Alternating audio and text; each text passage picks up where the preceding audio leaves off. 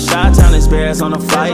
Let me go tune in to Keek on the mic. He gon' make sure we get our news and highlights. When you get on YouTube, you better hit the likes. Hey, what's going on, Bears fans? Thank you so much for joining me for another episode of Keek on the Mic, the podcast all about the Chicago Bears. As always, if you're new to the channel, make sure you hit that subscribe button and the notification to catch all Bears content right here on the podcast. Bears fans, before we go any further with today's episode of Keek on the Mic, I want to give a huge shout out to the sponsor of today's video, BetUS. As always, you guys can head over to betus.com and use promo code YouTube150 for a 150% deposit bonus up to $2,000. And hey, we're expecting the Chicago Bears to go on a little winning streak after a huge win over the Los Angeles Rams on Sunday. So go to betus.com right now and place your bets on the Chicago Bears to go on a little winning streak this weekend against the Carolina Panthers and use promo code YouTube150.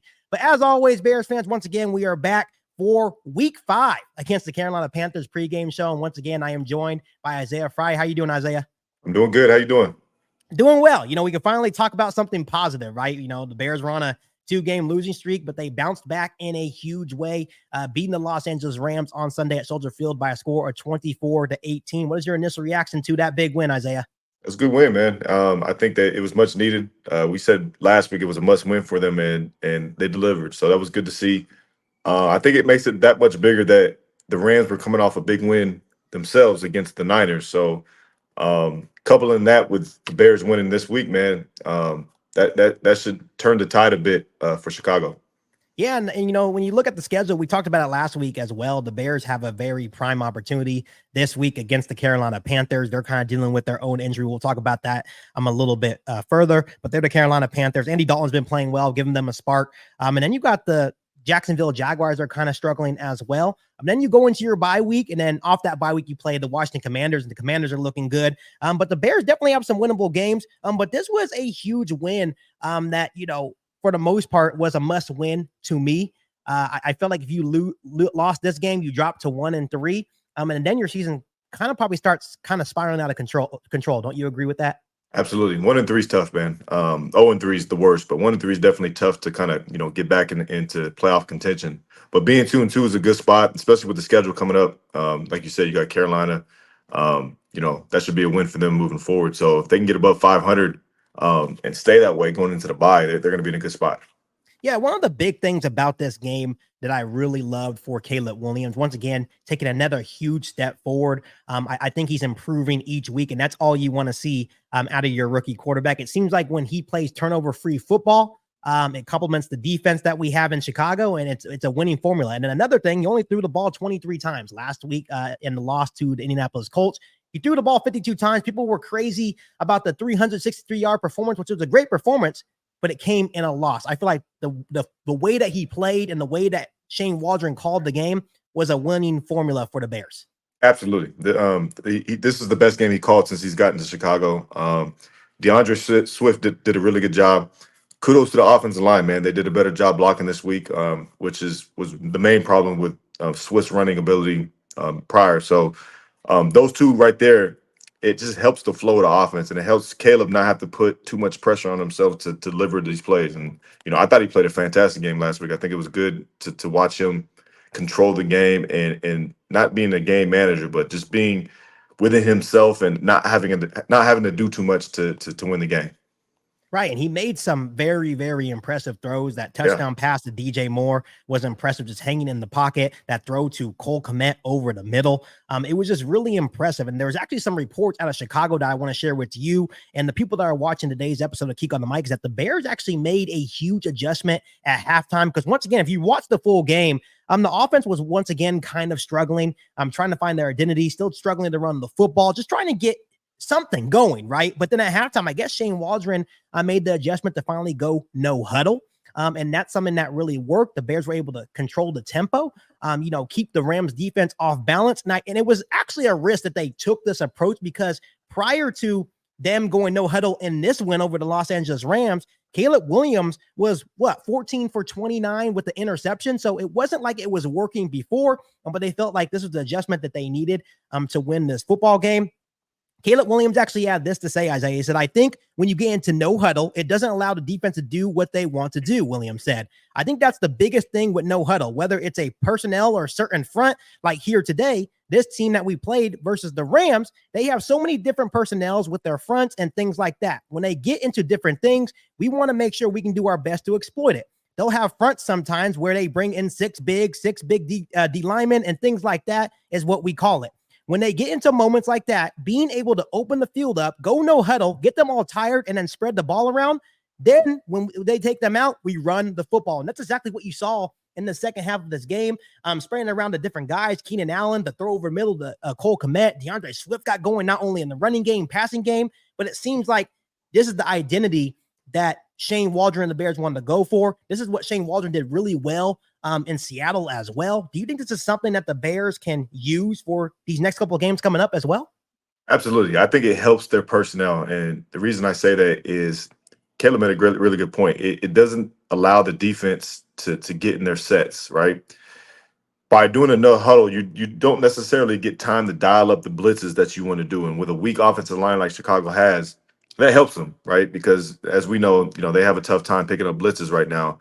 And going no huddle kind of negates that for a defense. Right. I've been a part of that. I was part of the era where Chip Kelly was coaching in Philadelphia, and that's all they did was no huddle. And it was tough to play against that. Like even at the NFL level, it's just you got to have your checks ready to go. But even then, you can't really get into the very intricate calls that you want to get and make an impact on the game. So, I like that for Chicago, especially with their offensive line and where they're at right now. And I feel like it allows Caleb, especially being a young guy, I think he's doing really well reading the field and, changing the plays when he sees maybe an extra guy coming on a blitz. But I think it allows him not to think as much and just play. Just be loose and go out there and be the guy that we know he can be, right? And it looked like it worked against the Los Angeles Rams. And once again, it was a risk. Like I said, prior to them using this no huddle tactic against the Los Angeles Rams, he was 14 for 29, 139 yards, interceptions on no huddle plays. And once again, when Shane Waldron was with the Seattle Seahawks as the OC, they were actually fourth in the NFL in total plays run in no huddle, gaining 847 yards on 173 plays. It seems like Shane Waldron is also comfortable running this style of offense as well. So maybe this is the identity that we'll see from the Bears offense moving forward. The old saying in the book, if it ain't broke, don't fix it. It seems like DeAndre Swift was also very comfortable in this format as well. So hopefully this will kind of light a spark in the Bears offense moving forward. Absolutely. I think it's good for them. And it showed, man. Offense played well. I think this was the first game I watched. I think everybody can agree. The first time I watched this year that I think the offense actually outplayed the defense for the team. So, that was good, man. And the defense didn't play bad by any means. I just thought the offense actually played better this week. Yeah, and once again, before we move forward to the Week 5 pregame show versus the Carolina Panthers and break down that matchup this Sunday at Soldier Field, once again, huge shout out to Javon Dexter. He's playing out of his mind. Jaquan Brisker playing out of his mind. Montez Sweat playing out of his mind. And also, let's give a huge shout out to Torrey Taylor. Who knew a punter would be that crucial, especially in the city of Chicago when the weather gets cold. He's going to be an absolute weapon. He definitely showed that he was a weapon yesterday in the win over the Rams. Oh, man, he's elite, man. I've never seen that before. Like, he's like a professional golfer, man. He knows exactly where he needs to hit it, man. He has the backspin on it. That's a weapon. It's a weapon that that we take for granted at times, but you can make a huge argument that was the big reason why they ended up winning the game. So, yeah, man. As of now, I've watched a couple games and I've seen some punters, but right now he looks like he's the best one in the league right now. He's hitting them. Yeah, and it's so cool to watch a punter get pumped up, about a kick. But, man, the backspin on his kicks was insane. And especially when you have a good defense like we do here in Chicago, he comes in handy. So just imagine when the offense can just play consistent football. Right. We say it every week, Isaiah. This Bears team can be a scary team in the NFL. Absolutely. So let's go ahead and move on to the Week 5 pregame show over the Carolina Panthers. The Carolina Panthers are coming off another loss. They are now 1-3. They made the decision to move over to Andy Dalton, benching Bryce Young. The Bears are 2-2. And obviously, this is a big game for the Chicago Bears. They're currently a 3.5-point favorite. Off air, Isaiah did say that's it. They're only a 3.5-point favorite, which, hey, we have to earn the respect, right?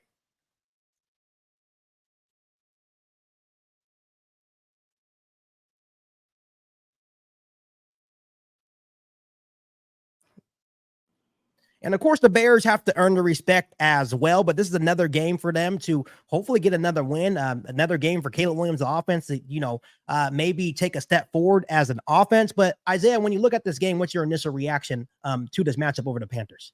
It should be win. I think they should go in there and win convincingly. 3.5 is not enough. I think we've seen Carolina. Carolina had a good win last week. But they're just not a good team right now. And that's it is what it is. But Chicago, coming off a big win against the Rams, should come in there and win convincingly and hopefully, kind of establish it and keep moving forward what they did on offense. I liked what they did last week in offense, man, and I want to see it again this week.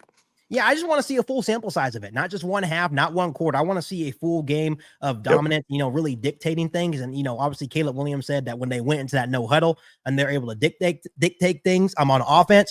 And I feel like they would have another opportunity this week against the Carolina Panthers. But once again, ever since Andy Dalton took over as the starting quarterback for the Panthers, that team is definitely playing tough. They're playing with a spark over there. And obviously this is a big game for the Chicago Bears. We do own the second round pick from the Carolina Panthers. That's going to be the final, part of the trade when we traded for DJ Moore a couple of years ago and got the number 1 overall pick for them to pick Bryce Young. But the Carolina Panthers also dealing with some injuries. Of course, Adam Thielen is on IR dealing with that hamstring injury. Of course, Shaq Thompson got terrible news today. Sacramento guy, went to Grant High School. He tore his Achilles today, so he will be out for that game. And they're also missing their other inside linebacker as well. So they're without both their inside linebackers. And of course, Adam Thielen. So this, to me, we don't wish injury on anybody, but this is another opportunity for the Chicago Bears offense to take another step forward. Absolutely. They have a good opportunity to go out there and be dominant, and they need to take advantage of it. Establish the running game again, man. That's the biggest thing. I think, that's what really got them going last week, and Swift ran his butt off. They finally dialed up some plays for him to get in space and do what he does really, really good at. So just continue that momentum they had last week, and they'll be successful. Yeah, for sure. I definitely agree. So let's go ahead and move on to some key matchups for this Carolina Panthers versus Chicago Bears matchup on Sunday at Soldier Field. And Isaiah, I'll let you start off. My matchup I'm going to bring up actually is the quarterbacks going against each other. It's going to be Caleb Williams versus Andy Dalton. I think whoever wins that matchup is going to win a game. Andy Dalton's been in the league for a long time. I actually played against him. He was actually the first quarterback I played against in my very first regular season game. So I remember that vividly when he was in Cincy. But whoever wins that matchup right there is gonna determine the outcome of the game. Andy Dalton, veteran, knows the game, knows how to run the offense. But Caleb, man, he's improving every single week. I think with him, as long as he doesn't make any major mistakes and create any turnovers and things of that nature, I think they'll be fine. I think Chicago comes out on top.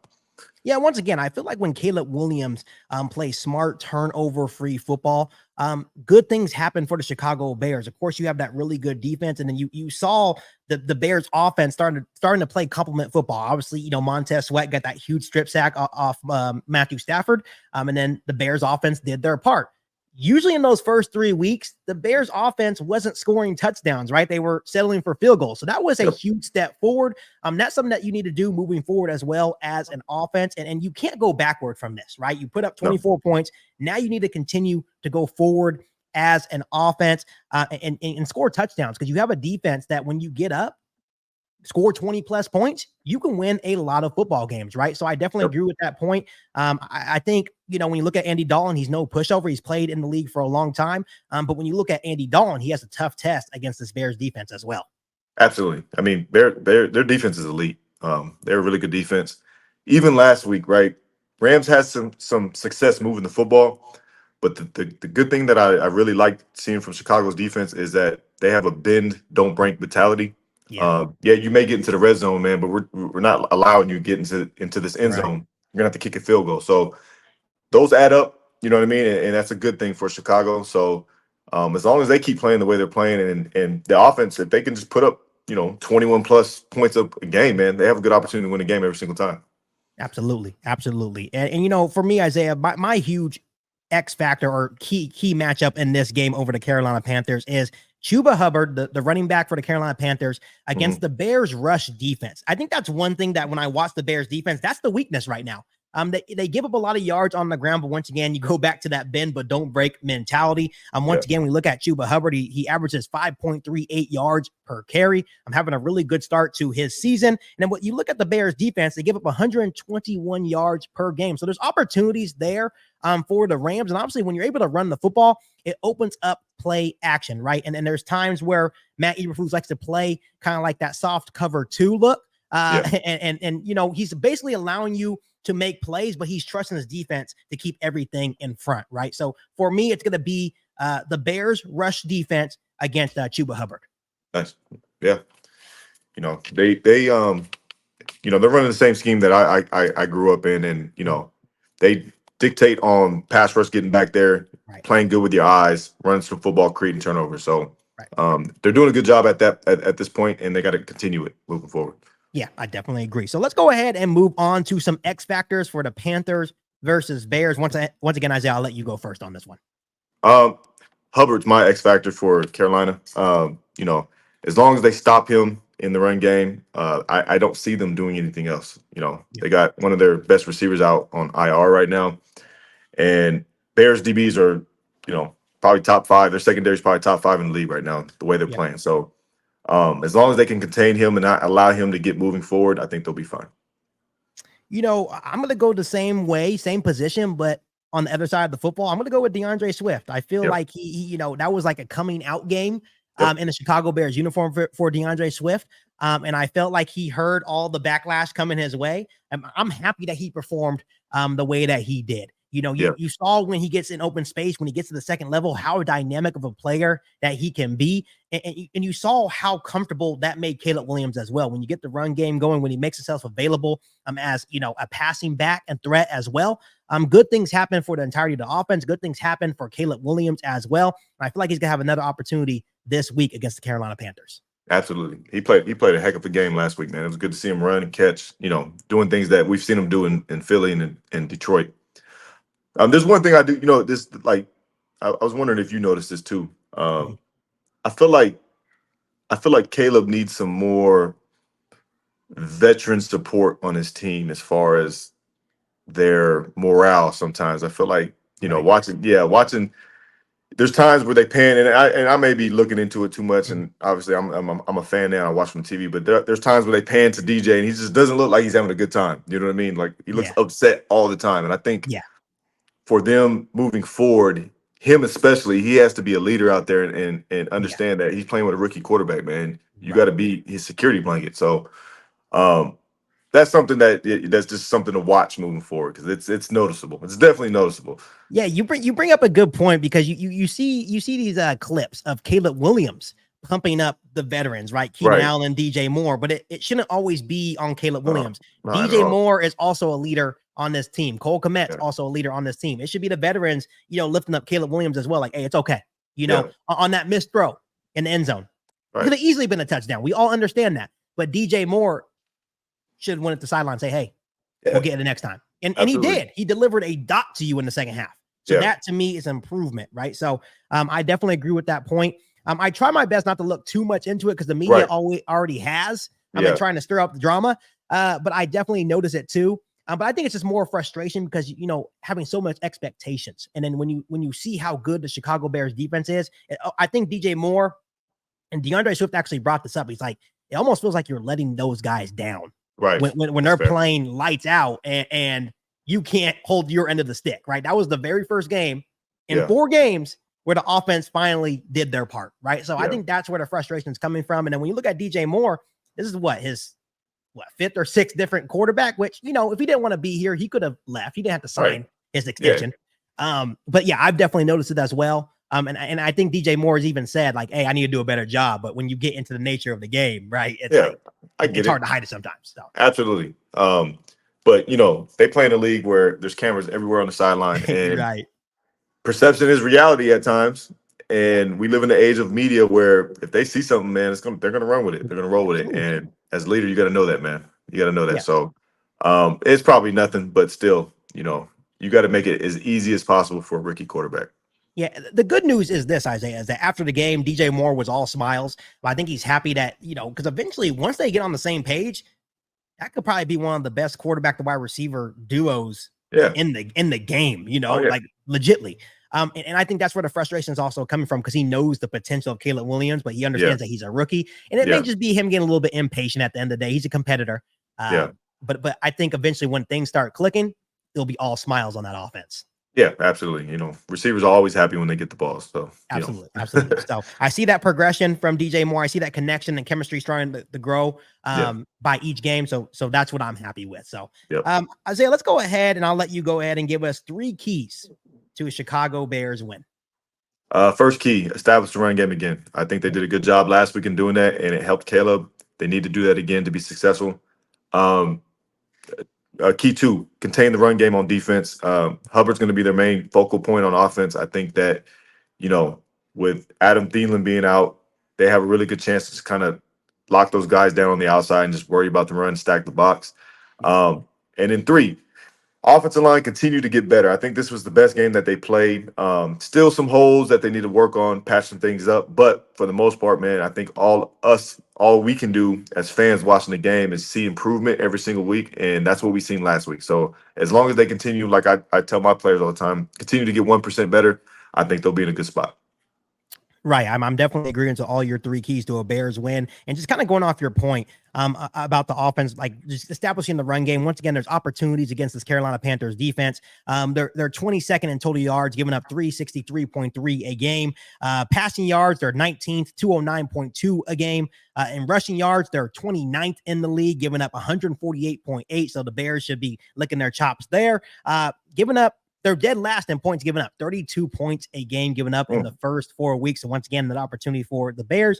And then they're 28th on third down percentage as well with 49.1. So no excuses, Isaiah. There's really no excuses for the Bears offense. It's another opportunity to basically really gain your confidence and really just kind of establish your identity even further. If it's no huddle, then it's no huddle, but it needs to take a step forward this week against the Carolina Panthers. Yep, absolutely. So here we go. Let's waste no time, Isaiah. Let's go ahead and give our score predictions for the Panthers versus Bears. Who you got winning this game? I got the Bears winning 24-10. There we go. Hey, you're back to 24 points. I got to give you your props. I told you you're crazy for, even thinking that the Chicago Bears can score 24 goddamn points. But hey, they put up 24. I was amazed. I know it made a lot of Bears fans happy, but 24-10, I think it's a solid prediction. Yeah. So for me, I'm definitely going to go with the Bears beating the Panthers, winning 2 in a row. I think it's going to be a big game for Matt Eberflus to prove that he can win consistently, because it seems like we'll win 1, then like lose 2. Right. But he needs to show as a head coach that he can win consistently as well, because the seat's not hot, but I think it's definitely a little warm. It's a big year for him. It's getting a little warm, right? It's lukewarm. It's lukewarm right now, for sure. Right, right, exactly. So I have the Bears winning. I'm going to say 24-13. Once again, I think the defense does enough. They're going to shut down Andy Dalton, shut down the running game. They're going to cause a couple of turnovers, get that consistent pressure. And then I think the offense will capitalize off those defensive turnovers as well to beat the Panthers 24-13 this weekend.